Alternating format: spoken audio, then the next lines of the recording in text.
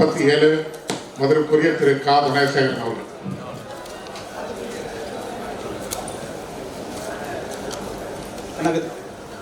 வணக்கத்துக்குரிய மேயர் அவர்களே, மரியாதைக்குரிய துணை மேயர் அவர்களே, ஆணையர் மற்றும் சக உறுப்பினர் அவர்களே, அனைவருக்கும் கூட்டத்தின் வாயிலாக வணக்கத்தை தெரிவித்துக் கொள்கிறேன். அதே போல மாண்புமிகு முதல்வருக்கு நன்றியும் வாழ்த்துக்களும். 2030 ஆண்டிற்குள் $1 டிரில்லியன் அமெரிக்க பொருளாதாரத்தை அடைய வேண்டும் என்ற இலக்குடன் இம்மாத முதல் வாரத்தில் சென்னையில் நடைபெற்ற உலக முதலீட்டாளர்கள் மாநாட்டில் சுமார் 6 லட்சம் கோடிக்கு மேல் முதலீடுகளை ஈர்த்த மாண்புமிகு தமிழ்நாடு முதல்வருக்கு எனது நன்றியினை தெரிவித்துக் கொள்கிறேன். மேலும் தமிழ்நாட்டை தொழில் முதலீட்டில் முதன்மை மாநிலமாக மாற்ற தற்போது ஸ்பெயினில் நடைபெற்றுக் கொண்டிருக்கும் முதலீட்டாளர்கள் மாநாட்டில் கலந்து கொண்டிருக்கும் நம் முதல்வரின் பயணம் வெற்றிகரமாக அமைய மாமன்ற உறுப்பினர் சார்பாக எனது வாழ்த்துக்களை தெரிவித்துக் கொள்கிறேன்.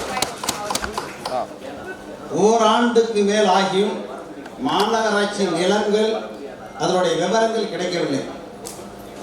சென்னை மாநகராட்சிக்கு சொந்தமான நிலங்கள், குத்தகைக்கு விடப்பட்ட விவரம், வீடு, வணிக மற்றும் இதர பயன்பாட்டிற்கு கொடுக்கப்பட்டுள்ள நிலங்களின் அளவு, சதுரடி விவரம், இதில் வசூலிக்கப்படும் சொத்து வரி, தொழில் வரி மற்றும் வாடகை விவரம் மற்றும் நிலுவைத் தொகை விவரங்கள் கேட்டு 5/12/2022 நான் கணக்கு மற்றும் தணிக்கை குழு சார்பாக ஆணையர் அவர்களுக்கு கடிதம் அனுப்பியிருந்தேன். மேலும் 18/1/2023 மற்றும் 10/5/2003 என இருமுறை நினைவூட்டல் கடிதம் அனுப்பப்பட்டது. இதற்கு 3/2/2023 அன்று வருவாய்த்துறையிடம் விவரம் கேட்கப்பட்டுள்ளதாக பதில் பெறப்பட்டுள்ளது.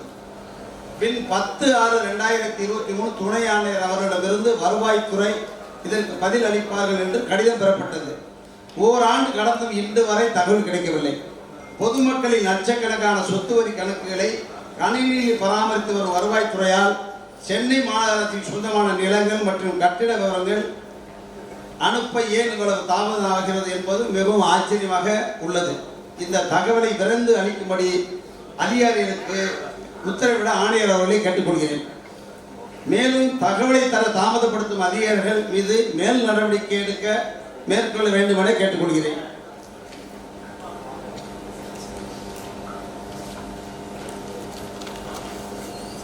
நிதியாண்டு 2020-21 கொரோனா நோய் தடுப்பிற்கு பெறப்பட்ட முன்பண விவரம் இதுவரை கிடைக்கவில்லை. 2020-21 நிதியாண்டு அதிமுக ஆட்சியில் கொரோனா நோய் தடுப்பு பணிக்காக மண்டல வாரியாக பெறப்பட்ட முன்பணங்களின் விவரம் கேட்டு 5/5/2023 அன்று பொது சுகாதாரத்துறைக்கு கடிதம் அனுப்பியிருந்தேன். இதுவரை மண்டலம் 1, மண்டலம் 2, மண்டலம் 11 மட்டுமே விவரங்களை அனுப்பியுள்ளன. கடிதம் அனுப்பி 9 மாதங்கள் கடந்தும் மீதமுள்ள 12 மண்டலங்களிலிருந்து எந்த ஒரு விவரமும் கிடைக்கவில்லை. இதற்கு உடனடியாக பதிலளிக்க அதிகாரிகளுக்கு ஆணையர்கள் உத்தரவிடுமாறு கேட்டுக்கொள்கிறேன்.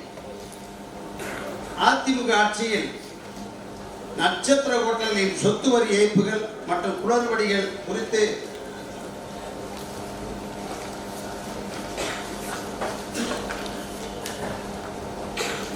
எடுக்கப்பட்ட ஏப்ரல் 28 நான் மாமன்ற கூடத்தில் கடந்த அதிமுக ஆட்சியில் நிதியாண்டு 2018-19 மற்றும் 2019-20களில் 9 நட்சத்திர ஹோட்டல்களின் சொத்து வரி சுமார் 50% மேல் குறைக்கப்பட்டு பல கோடி ரூபாய் வரி ஏய்ப்புகள் மற்றும் குளறுபடிகள் நடைபெற்றுள்ளது.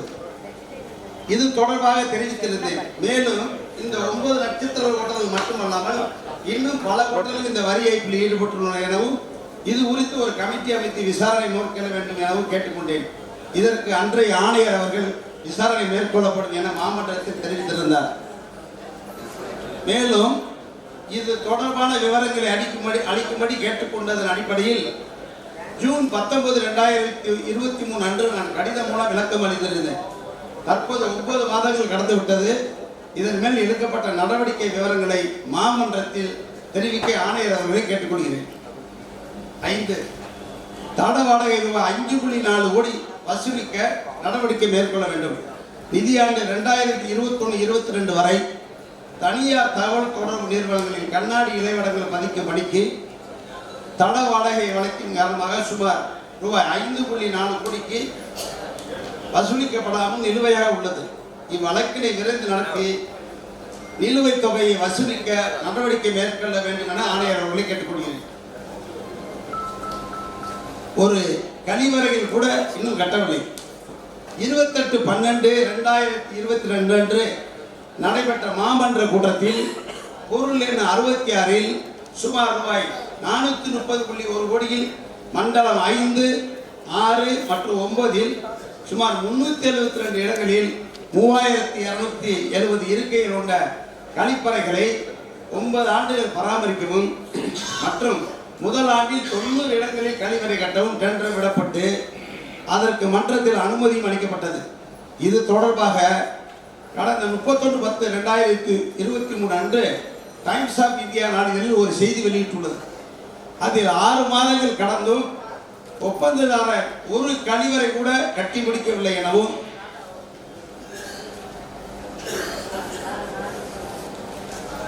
பேச்சு 372 ஊழியர்களை பணியமர்த்த வேண்டிய ஒப்பந்ததாரர் வெறும் 53 நபர்களைத்தான் பணியமர்த்தி உள்ளதாகவும் தெரிவித்துள்ளது. 90 கழிவறைகள் புனரமைக்கப்பட வேண்டிய நிலையில் வெறும் 22க்கு மட்டுமே பணிகள் தொடங்கப்பட்டுள்ளதாக தெரிவித்துள்ளது.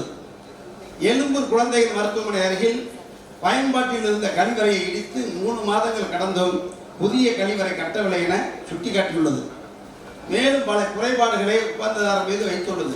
அதனால் ஆணையர் அவர்கள் உடனடியாக இதனை விசாரணை மேற்கொண்டு பணிகளை துரிதப்படுத்த நடவடிக்கை மேற்கொள்ள வேண்டும் என கேட்டுக்கொள்கிறேன்.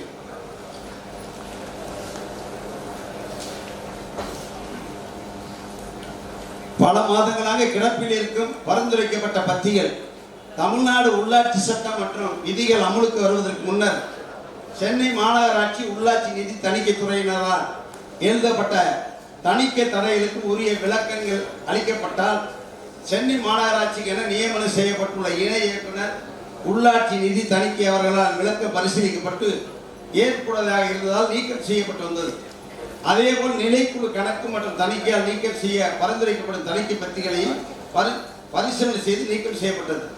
இதனால் வயது முதிர்வு ஓய்வு மற்றும் விருப்ப ஓய்வு செல்லக்கூடிய சென்னை மாநகராட்சி அலுவலர்கள் மற்றும் பணியாளர்கள் எழுதப்பட்ட தணிக்கை தடைகளை நிவர்த்தி செய்து ஓய்வு பெறும் நாள் எந்த ஒரு தடையும் இல்லாமல் ஓய்வு பெற்று வந்தனர். தற்போது இந்த முறை மாற்றப்பட்டு விளக்கம் அளிக்கப்பட்ட பத்திகள் மற்றும் நிலைக்குழு பரிந்துரைத்த பத்திகள் அனைத்தும் இணை இயக்குனர் மூலம் உள்ளாட்சி நிதி தணிக்கைத்துறை தலைமை அலுவலகத்துக்கு அனுப்பும் நடைமுறை பின்பற்றி வருகிறது. உங்களுக்கு தெரியும், இப்போ லாஸ்ட்டாக நீங்கள் போட்டீங்க எல்லா நம்மளுடைய கமிட்டிகளுக்கு உள்ள அதிகாரத்தெல்லாம் குறைச்சிங்க. அந்த அதிகாரத்தை குறைக்கும் போது இந்த கமிட்டி இங்கே எடுக்கக்கூடிய பொருளை நேரடியாக நீங்கள் பரிந்துரை தான் செய்யணும். பரிந்துரை செய்ய தலைமையிலிருந்து தான் அந்த பத்தியை நீக்கணும் அப்படிங்கிற ஒரு சட்டத்தை இடையில கொண்டாந்ததுனால இப்போ நாங்கள் எந்த பத்தியை நீக்க முடியல. நாங்கள் எல்லாரும் இந்த பத்தியை பரிந்துரை தான் பண்ணோம். அந்த பரிந்துரை பண்ண உள்ளாட்சி தணிக்கை தலைமை அலுவலகத்தில் போதிய அலுவலர்கள் இல்லை.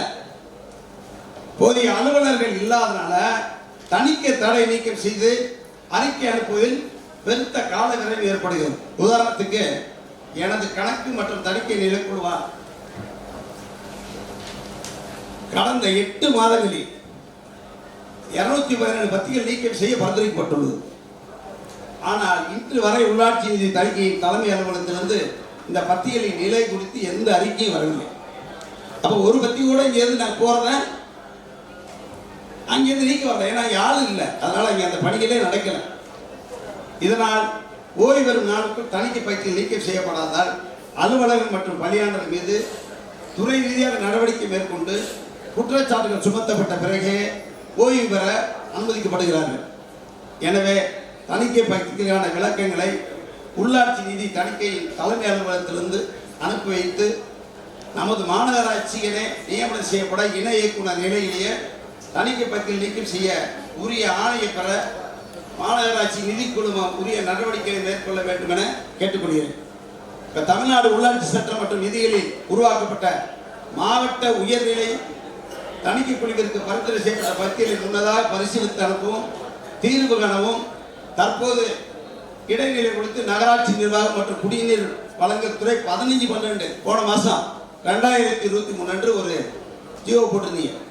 அதாவது சென்னை மாநகராட்சியை தவிர மற்ற மாநகராட்சி மற்ற நகராட்சியில் உள்ள இந்த பட்டியலை நீக்குவதற்கு அங்கே உள்ள அதிகாரிகள் மாநகராட்சி ஆணையர் கலெக்டர்களோடு சம்மந்தப்பட்டு இந்த பட்டியலை நீக்கிறதுக்கான ஒரு இது வந்தது, ஜியோ வந்தது 15 நாளைக்கு முன்னாடி. அதே ஜியோவை நீங்கள் ஸ்பெசிஃபிக்காக ஆணையர் அவர்கள் இங்கேயே நீக்கிறதுக்கு உங்களுடைய தலைமையிலோ இல்லை டிசி தலைமையில் கமிட்டியோடு சேர்ந்து அதை நீக்குவதற்கான எப்படி மற்ற மாநகராட்சியிலேயே கலெக்டர் அங்கே உள்ள நகராட்சியை நீக்கிறது மாதிரி சென்னை மாநகராட்சிக்கு என்று ஒரு தனி ஜியோவை உருவாக்குவதற்கு ஆணையர் அவர்கள் நடவடிக்கை எடுத்து அதை மாஸ் செக்ரட்டரிக்கு அனுப்பி அந்த உத்தரவை பெறும்படி உங்களை தாழ்மையோடு கேட்டுக்கொள்கிறேன். அதே போல வழக்கின் காரணமாக பெருநகர் சென்னை மாநகராட்சியில் தற்போது பணிபுரிந்து வரும் செயற்பொறியாளர்கள் மற்றும் உதவி செயற்பொறியாளர் அனைவருக்கும் 7வது ஊதிய உயர்வுக்கான சம்பளம் மற்றும் பணப்படிகள் கடந்த 10 வருடங்களுக்கு மேலாக வழங்கப்படாமல் இருக்கிறது. 12/11/2020 அரசு நிதித்துறை அரசாணை எண் 416 மூலம் அனைத்து பொறியாளர்களுக்கும் ஊதியம் நிர்ணயம் தொடர்பான ஆணை பிறப்பித்தது. இதில் உதவி பொறியாளர்கள் அவர்கள் மட்டும் மேற்கண்ட அரசு ஆணையில் ஊதியம் குறைவாக இருப்பதாக கூட்டாக உயர்நீதிமன்றத்தில் வழக்கு தொடர்ந்துள்ளன. இந்த வழக்கிற்கும் உதவி செயற்பொறியாளர்கள் மற்றும் செயற்பொறியாளருக்கும் எந்த தொடர்பும் இல்லை என்றாலும் வழக்கை காரணம் காட்டி கணக்கு குழும உதவி செயற்பொறியாளர்கள் மற்றும் செயற்பொறியாளர்களுக்கு ஊதிய நிர்ணயம் செய்யாமல் நிராகரிக்கின்றனர். அதனால் ஆணையர் அவர்கள் இதற்கு விரைந்து தீர்வு காண கேட்டுக்கொள்கிறேன். அதே போல இறுதியாக மண்டலம் 7இல் எனது நிலைக்குழு கணக்கு மற்றும் தணிக்கை உறுப்பினர் மூலம் பெறப்பட்ட புகாரின் அடிப்படையில் மண்டலம் 7 கிழக்கு முகப்பேர் சஷ்டி ரத்னவேல் பாண்டியன் தெரு எண் 5இல் திருவள்ளூர் போக்குவரத்து கழக பணியாளர்கள் கூட்டுறவு சங்கம் சார்பாக கட்டப்பட்டுள்ள கட்டிடத்திற்கு பெறப்பட்டுள்ள கட்டிட வரைபடம் முறையாக பெறப்படாத காரணத்திற்காக லாக் அண்ட் சீல் வைக்க சொல்லி சென்னை உயர்நீதிமன்றம் 15/6/2023 ஆணை பிறப்பித்துள்ளது. 6 மாதங்கள் கடந்தும் இன்று வரை அந்த இடத்திற்கு லாக் அண்ட் சீல் வைக்கவில்லை என எனது நிலைக்குழு உறுப்பினர் மூலம் அறியப்பட்டது. இது தொடர்பாக மண்டலம் 7க்கு கடிதம் அனுப்பியும் எந்த ஒரு நடவடிக்கை எடுக்கவில்லை. அதனால் ஆணையர் அவர்கள் உங்களுக்கு தெரியும், இப்போ கவுன்சிலர் சொல்லி தான் கேட்கல, சேர்மன் சொல்லி தான் கேட்கல, சென்னை உயர்நீதிமன்றமே லாக் அண்ட் சீல் வைக்க சொல்லி நாங்களும் பல முறை அதை அறிவுறுத்திய அதை சீல் வைக்காமல் இருக்கிறதுக்கான காரணம் என்ன? அதை யார் தடுக்கிறா? அதை சீல் வைக்கக்கூடாதுன்னு யார் தடுக்கிறா? சென்னையை இவ்வளவு விரிவுபடுத்தணும் பல்வேறு வகையான நவீனமான முறையில் நம்ம மாநகராட்சியை டெவலப் பண்ணிக்கிட்டு இருக்கும்போது ஒரு இல்லீகலா ஒரு கட்டணம் கட்டுவதே தவறுன்னு சொல்லி உயர்நீதிமன்றம் அதை சீல் வைக்க சொல்லியே அதுக்கு சீல் வைக்கலைன்னா அதுக்கான காரணம் என்ன அப்படிங்கிறது தெரியல.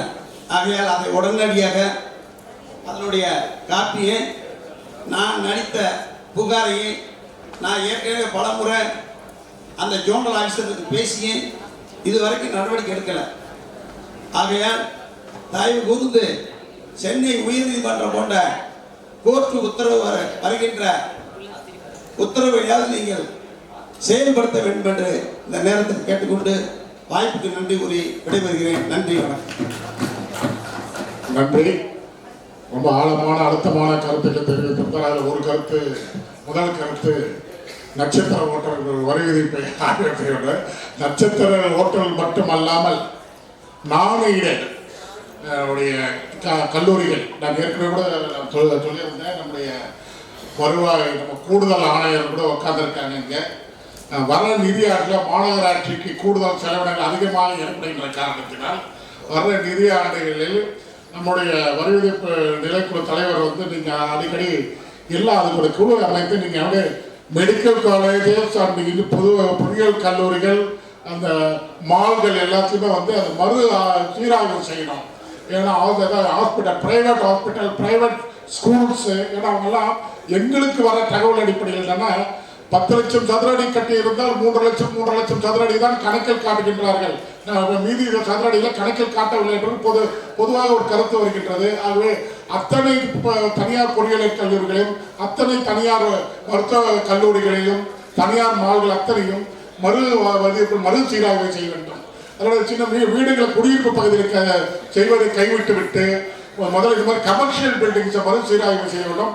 அதற்கு அது வரி விதிப்பு நிலைக்குழு தலைவர் அவங்களுடைய குழு அவங்களுடைய கூடுதல் ஆணையர் அவருடைய கலந்து ஆலோசித்து அது தொடர்ந்து அதை கண்காணிக்க மானிட்டர் பண்ணணுன்றது வர நிதியாண்டில் நீங்கள் மாநகராட்சிக்கு கூடுதல் வருவாய் ஈட்டுத்தருவது முக்கிய பங்காற்றன்றது இந்த நேரத்தில் உங்கள்கிட்ட தெரிவிச்சுக்கிறேன்.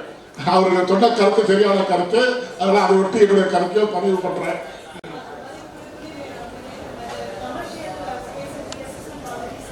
இல்லை நீங்கள் அதை காட்டணும்னா நீங்கள் நிதிக்குழுவில் முதல்ல நீங்கள் அதை இந்த மாதம் இத்தனை மருத்துவக் கல்லூரிகள் ஆய்வு செய்தோம், இந்த பொறியியல் கல்லூரி ஆய்வு செய்தோம், இத்தனை மாணவர்கள் ஆய்வு செய்தோம், இவர்கள் ஏற்கனவே இவ்வளவு சதுர அடி கட்டியிருக்கின்றார்கள். இப்படி ஒரு உதாரணத்துக்கு சொல்கிறேன். நம்முடைய குதிரைப்பந்து மைதானத்தில் 50,000 சதுர அடி குறைத்து காண்பித்திருந்தார்கள். இப்போ மறு ஆய்வு சீராய்வு செய்ததில் 50,000 சதுர அடிக்கு கூடுதலாக வரி விதிப்பு செய்திருக்கிறது. அந்த மாதிரி நம்ம கூடுதலாக நிறைய கூடுதல் செலவுகள் திடீர் என்று கூடுதல் செலவுகள் வருது. அதற்காக மறு சீராய்வு செய்யணும். அதுக்கு குழு நம்ம கூடுதல் ஆணையருக்கு ஒத்துழைப்பு தந்து அதை காணும். தலைவர்கள் வந்து உடம்புலாம் இருக்கக்கூடாது, எல்லா மாதிரி வேலைகளையும் பார்க்கணும். நன்றி. அடுத்ததாக நம்ம ஆடிட் இஷ்யூஸோட இது நார்மலாக என்னன்னா அதிகாரிகள் அந்த இன்ஸ்பெக்ஷன் ரிமார்க் ஸ்டேஜ்லேயே அதற்கான பதில் கொடுத்துட்டாங்கன்னாக்கா அந்த ஆடிட் பேராவாக வராது. பட் அந்த ஸ்டேஜ்லேயே ஒரு சம்டைம்ஸ் கவனக்குறைவில் அவங்க பண்ணிடுறாங்க. அட்வான்ஸ்னால் அதுக்கு உரிய செட்டில்மெண்ட் அப்போவே பண்ணியிருந்தானாக்கா அதில் 9 மண்டலங்கள் கணக்கு கொடுக்க சொல்லியிருக்கோங்க. அதுக்கு ஆணையிட்டு அவர்களை நான் அதை சமர்ப்பிக்க நடவடிக்கை எடுக்கிறேன். அதே மாதிரி ஏற்கனவே உள்ள ஆணையாளர் அந்த டீட்டெயில்ஸ் எவ்வளோ 5 ஸ்டார் ஹோட்டல்ஸ் மற்றும் பெரிய கமர்ஷியல் பில்டிங்ஸ் அதற்கான வரி குறைந்த வரி அப்படின்னு சொல்லி ஒரு கருத்தை நீங்கள் பதிவிட்டு அவரும் அதை கொடுக்க அதற்கு ஏற்பாடு சொல்லியிருக்காங்க. நான் அந்த நீங்கள் சீஃப் ரெவன்யூ ஆஃபீஸர் இல்லை, அவங்க அடிஷ்னல் கமிஷனர் மூலமாக அதையும் உங்களுக்கு நம்ம பண்ணுறதுக்கும் இல்லையா நம்மளோட உங்கள் அனைவருக்கும் சமர்ப்பிக்க கடமைப்பட்டுள்ளேன்.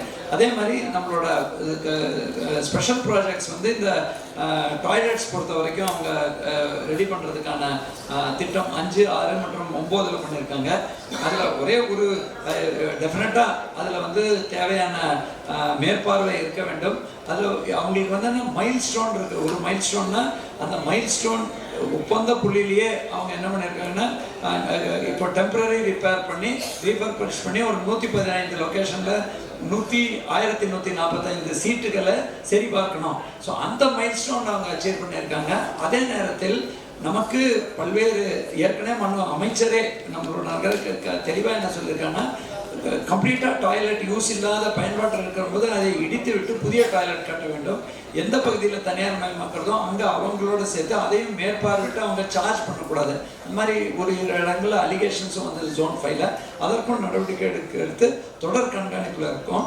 அதே மாதிரி நீங்கள் சொல்கிற மாதிரி 110 புதிதாக கட்டக்கூடிய இதில் இப்போது அவங்க 23 தான், அதுலேயும் 12 தான் முக்கியமான 12 லொக்கேஷன்ஸில் தான் வேகமாக பண்ணிட்டு இருக்கோம். அதையும் விரைவுபடுத்த நம்ம அவங்களுக்கு எடுத்தோம்.